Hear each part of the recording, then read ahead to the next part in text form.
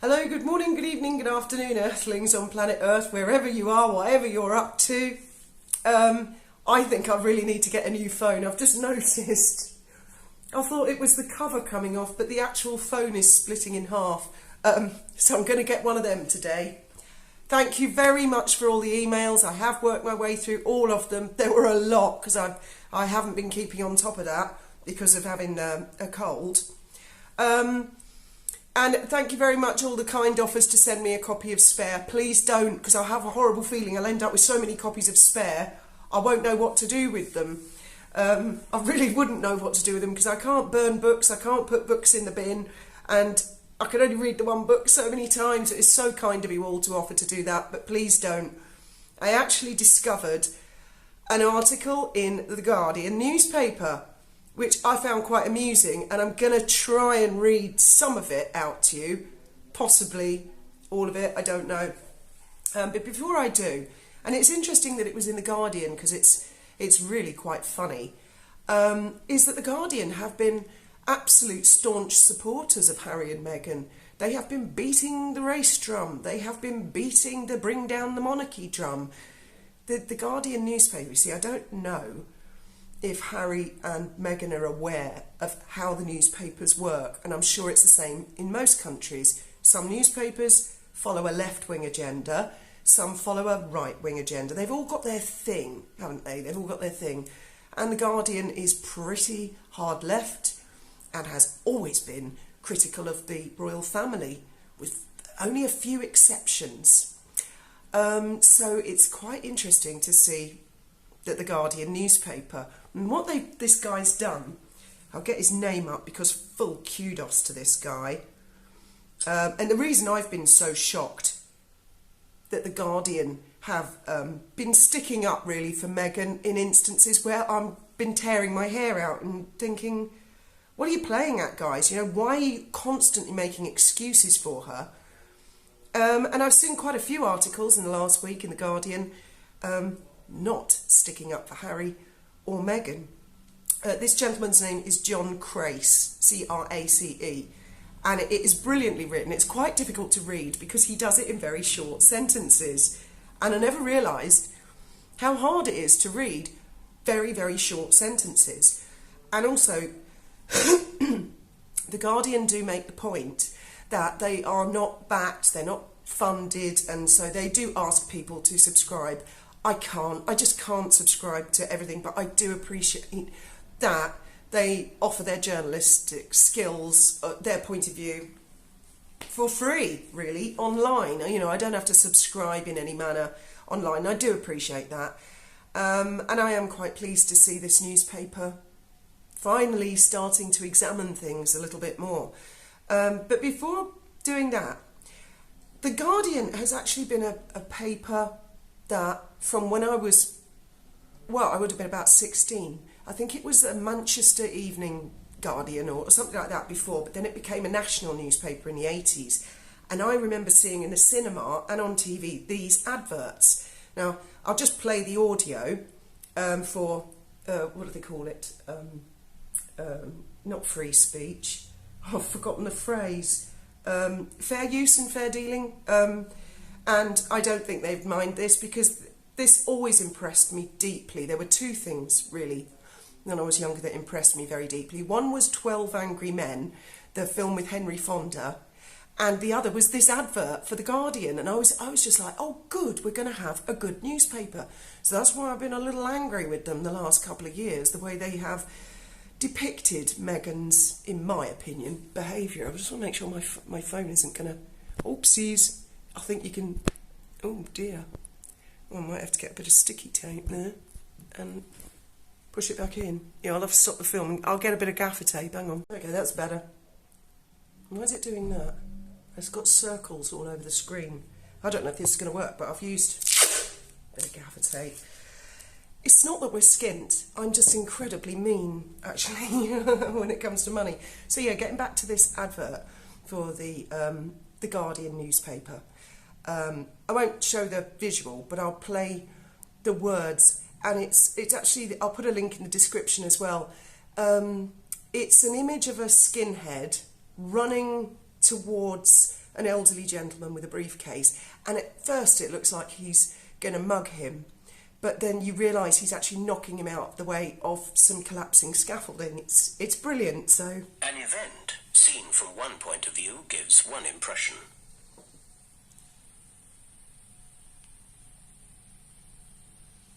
Seen from another point of view, it gives quite a different impression. But it's only when you get the whole picture you can fully understand what's going on.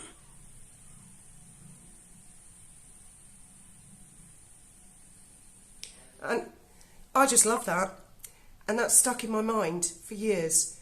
So I have been disappointed to see them just towing a particular line, just sort of pandering to this idea of race baiting constantly and a particular narrative, and failing to examine other things that are going on.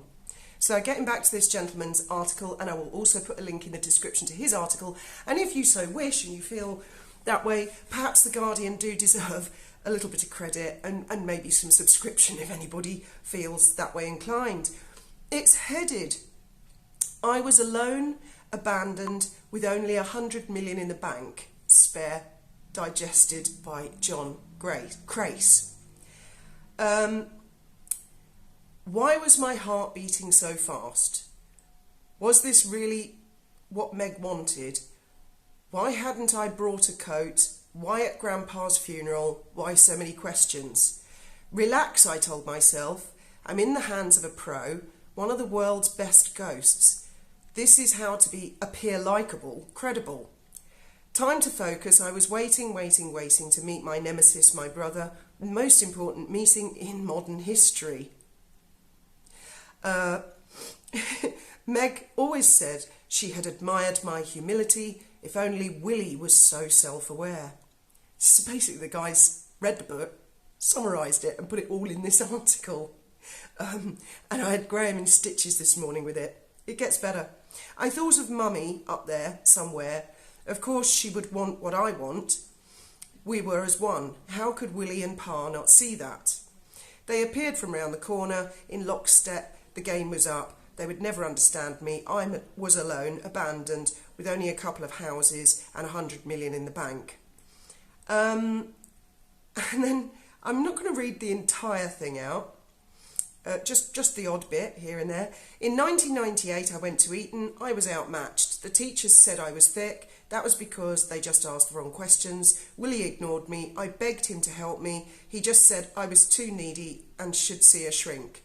I said that I didn't understand my lessons, that they felt like people were speaking in foreign languages. That's your French class, Harold. I started smoking dope, anything to numb the pain of reading this book. It's really quite clever. Oh, Pa and Camilla got married. Of course they did. I was the spare, so what did my feelings count? I want him to be happy, sure, but not with her. Camilla flicked me a V-sign. Moments later, she lit a cigarette and phoned the tabloids to tell them I'd been doing cocaine and magic mushrooms. Yeah, of course I had. Wouldn't you? Anything to numb the pain, but try proving it. There's a particular part which is really interesting because it's someone who's been published in The Guardian. Oh, he hates her. Rebecca Brooks. He really apparently doesn't like her in the book. Africa Therapy, the North Pole, Antarctica. I tried them all. But even the paps disguised themselves as penguins. Willie was just leaking stories about how shit I was, as was Pa and Camilla. Then I met Meg and everything changed. I became whole, my stigmata healed, my compassion saturated. You complete me, Meg, you complete me, Has. Willie was furious, hated the fact that Granny let me keep my beard. I mean, I guess you'd have to read the book first to get the humour of it. But there's a particular part where he says that the Queen refused to shut up all the new... Oh yeah, here we go. Fast. Granny offered me another house. Okay, my phone is conspiring against me and so is my husband. I don't know why. Every time I say to him, I'm just going to record a video, he goes, oh, okay, great. And he goes off in the background and he starts recording his own video, and I don't want to infringe on his video, and I find it quite off-putting because he talks like dead loud. He's on the landing doing, I don't know, some sort of flight, urgent flight sim. Bless his cotton socks. Plus my phone is going beep, beep, beep, beep, beep, all over the place.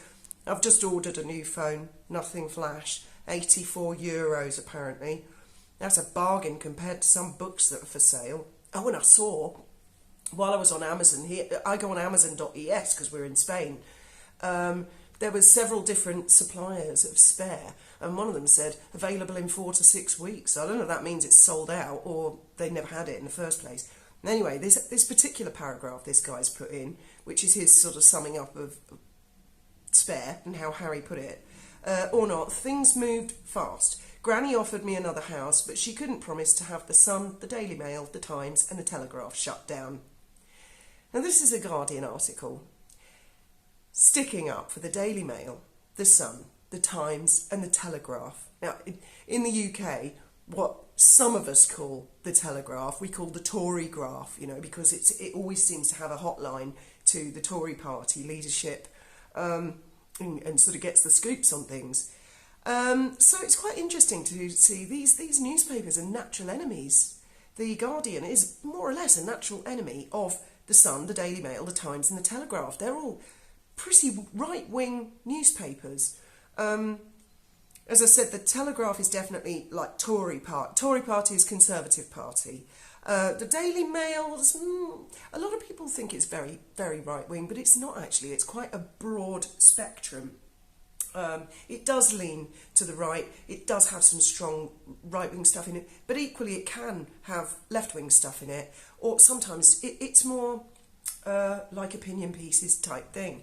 And because it covers such a broad range, it's a pretty successful newspaper. The Sun, I would say, is pretty hard right-wing and also fervently monarchist. So, I mean, I'm a bit of a contradiction because I lean left, but I'm a monarchist. And it does look to me like the Guardian newspaper and other left-wing publications are beginning to come round to the idea that maybe this isn't about racism, maybe this isn't about the press bullying Harry and Meghan. I would love the opportunity to be able to sit down and chew the fat with Harry. I really would. Not so much Meghan. I'm sorry, no. But Harry, yes. Because I think he's just misunderstood so many things. And one of the things that his mother, I think, always got a good grasp of was which newspaper was coming from where and what their thing was. Whereas Harry seems to lump them all in together as tabloids. And that's just not the way it is. They all have their different markets and they all have their different readership. Personally, I like to read a little bit of all of them to get a rough idea of what's going on. I'm not like a Guardian reader or an independent reader or the Times or the Daily Mail. I go to the Daily Mail quite a lot because they always have the best photographs, actually. And they do longer stories. They write more words. The Daily Express, the actual number of words in each article, that's quite limited. And you have to go to about paragraph 3 or 4 to start getting to the crux of the story. And that irritates me a little bit. The Mirror, I don't like their website. I don't know why. I just can't get out of it. I have to close the whole window. The Independent is the same. And sometimes so is the Guardian. I don't know why the left-wing ones sort of hook me in. I also find that when I search Meghan and Harry on the Google news feed, very, very rarely does it show me the Daily Mail. It'll show me the Guardian, it'll show me the Independent, it shows me all the left-wing ones, but I don't see the Sun, I don't see the Daily Mail, I don't see the Times, I don't see the Telegraph. It's almost as if it's been, I don't know, cleansed of right-wing viewpoints, which is very, very wrong. We have to have a free press. We have to. If we don't, we might as well all live in North Korea. Honestly, I saw some guy being interviewed on Sean Atwood's show the other day, giving his opinion of Meghan and Harry. And he said, if anybody really wants to understand Meghan, go and look at Chairman Mao's wife, which I haven't looked up yet, but I'll have to. And there was something else I wasn't... Oh, yeah, H.G. Tudor. I've just got a big YouTuber. He has got a fantastic series of... Good God, I have no idea what that was. He's got a fantastic series where he summarises each chapter. And not only that, he gives his take on how realistic it would be, you know, for 12-year-old Harry to have had certain thoughts and opinions. I find that very interesting, and they're quite short videos. They're only about, I don't know, some of them are as short as about 8 minutes and some are 14 minutes. So Graham and I are actually working our way through listening to H.G. Tudor, and he's not slating Harry at all. He's actually being very fair and just putting it across. And he raises some really interesting points. So anybody out there who's not going to buy the book, go listen to Tudor. He's got it pretty much nailed. And I'm definitely going to look up Chairman Mao's wife. I don't know what's going on with Harry. I really don't. And I'm not sure he knows either. And at some point I will read his book in the future. Like I say, if it's just left lying around. That's actually how I ended up reading Paul Burrell's book. Graham found it in the bins outside a charity shop. And he knew I liked Princess Diana, so he brought it home. And I said, oh, that's great. And I didn't read it. And we carted it all around Europe with us for about 6 years. And then I think it was the pandemic, or it might have been when I got tennis elbow and I had to sit very still. I was housebound or something. And I thought, oh, I'll read that while I'm here. So no offence, Paul, I wish I had paid for it. I really do. And I've never read the Morton book. There's a lot that I haven't. But it's really important for me now that the left-wing press are beginning to examine things. I'm not really interested in Afghanistan, I have to say. I'm not invested in that line of questioning or thought. Obviously, that was a big part of Harry's life, one way or another. What I'm more interested in is a lot more scrutiny of fact-checking, especially as Harry and Meghan are big ones for telling us all about misinformation and disinformation. That I would like to see the British press, particularly, because this is their field of expertise, and not just the Mail, because I know the Mail have already sort of been out there on a limb on their own for a while. I'd like to see the Guardian really, really look at some of these things that have gone on in the past, that the YouTubers have been talking about for years, that the mainstream media just don't seem to have picked up. And also, I would be very interested if there is any financial connection between people like Christopher Boozy and being on a payroll for Meghan and Harry. Or is he just doing it off his own back? I notice he's not mentioned them lately, but an awful lot of damage has been done. There has been an army of trolls online that have attacked people that are known as the Sugars. They're not necessarily Meghan fans. They're Meghan fans, Meghan supporters, put their case forward very nicely. For example, we've got two here, come on here, JJ and Kenyon, and I really appreciate their opinions, whether they're harsh against me or not, because that's kind of the whole point of free speech. It's the idea of being shut down. Like Wally and other people on YouTube who have been demonetised or silenced in one manner or another. And going back to the Guardian advert, you can't see the full picture until you have heard all sides of the story. Now, unfortunately, the royal family, they just can't do that. But there are staff out there who I believe are really pissed off, were treated very badly, and it is up to them if they want to speak. And I do believe that quite a few of them want to speak, and that is a job that the Guardian newspaper should be doing, should be sitting down and should be listening to those people. And stop with the left-right wing war, guys. Stop with the Ramona, Leaver, Brexit argument. The nation's been divided enough. I think this is a problem that needs to be tackled in a collaborative way and really examined.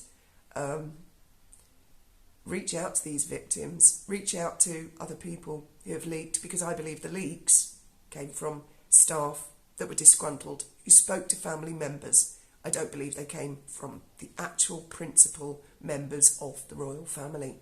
Anyway, as always, my phone's being delivered tomorrow. Isn't that marvellous? Isn't Amazon wonderful? You know, in the old days, I'd have had to go up Main Street in Gibraltar, and I don't even know what phone to get. So I've just got the cheapest one, and it's pretty green colour. So anyway, as always, have a fabulous day.